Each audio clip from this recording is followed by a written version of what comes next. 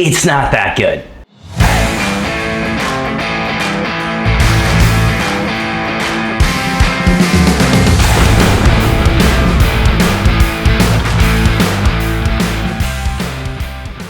Okay, that might be a little harsh, but honestly, it's kind of mid, dude. I'm Jake, and welcome to Re-Reviewed. Today we're looking at the Odyssey. So before we get into anything kind of more going forward, just let everybody know, I've read a lot of Greek mythology. Like I've been reading mythology since I was a kid. You know, ever since I saw Percy Jackson, I'm like, this is what I like to see. You know, this year especially was the first time I really dove into the Iliad and the Odyssey. I read the whole thing. I know the whole story. I get it. I'm in the know. And the first thing I'll say is, well, the Odyssey as a story, I think it kind of sucks. I don't really like that tale. I think there's a million other Greek heroes and tales that really resonate with me. So maybe I'm like not the right person to watch this movie, but I think as a whole, I don't like Odysseus. I've never liked Odysseus. I don't think he's a good character. Odysseus' whole focus is based on two things. It's Clavos and Aristeia, which is basically just honor and glory. Everything that he does is for honor and glory for himself to be told throughout the ages. Odysseus is just different from Achilles in the fact that he's really smart. He uses his brain. That's why Athena likes him. He's just a very smart dude, and he kind of just cheats people out of stuff. That's his whole character. And that's what he does throughout the entire tale. He just goes around finding the way out of things to best people and then gloat on how much he's bested somebody. Look no further than the example of the Cyclops, right? In that instance,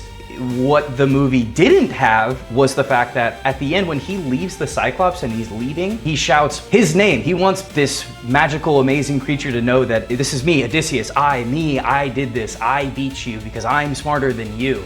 And that is how Poseidon, in that case, knows to curse him and screws over his entire crew. And it was really weird to me that they did that without actually doing that by having him shoot the arrow, which is kind of the same thing, but they just tried to make him like a little bit nicer of a character.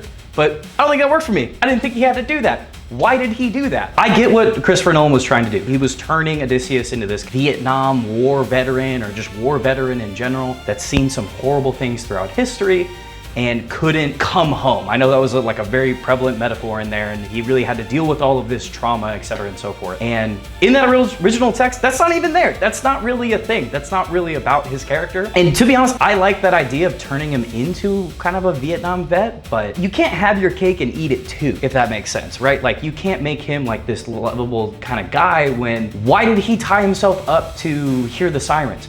What was the point of that? The point of that is that he wanted to be the first person in history to hear those songs. That wasn't a strategical advantage or anything. He just wanted to be above people and show honor and glory. Clavos and Aristeia. I feel like I've ragged on this movie a little bit too much. It's a good movie. I mean, don't get me wrong. It's Christopher Nolan. It's breathtaking. It's amazing. It's the most well-made movie of the year. We all knew that. Of course it is. It's beautiful. Seeing a real ship on water, love that. There's nothing better to me than like just seeing an actual boat floating in real water. God, it brings you back to like Pirates of the Caribbean 1.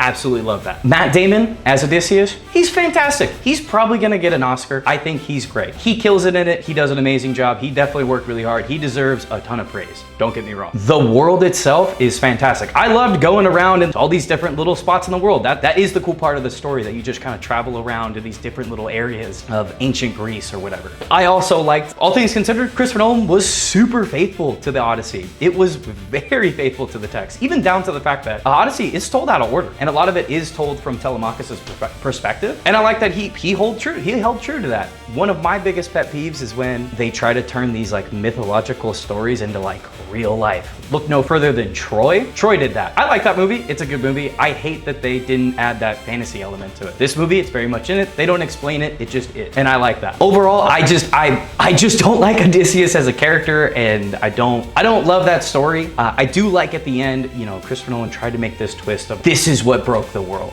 This is what ended everything. This is how Greeks, or we stopped loving each other as a society, or whatever he wanted to say from that. And it was all going back to the idea of the Trojan horse. I haven't seen that before. That was an interesting take. I kind of like that. But when you're kind of making him still a hero at the end, well, at the end, he still came into his house as a stranger and just murdered everyone. I know they weren't great guys, but that was like kind of genocide, man. He killed like 100 dudes. Like, that's insane. And then he was like, no, I did it for the glory. No, you just were kind of pissed, bro. You didn't come home for 10 years and you just murdered everyone. That's terrible. And to sum up here, I know I'm wrong. I'm in the minority here. I get it. Am I really gonna sit here and critique Christopher Nolan, one of the greatest filmmakers of the generation? Yeah, I'm gonna do it because I can. And I know I'm wrong, but I will stand by that. All that being said, yeah, see this movie.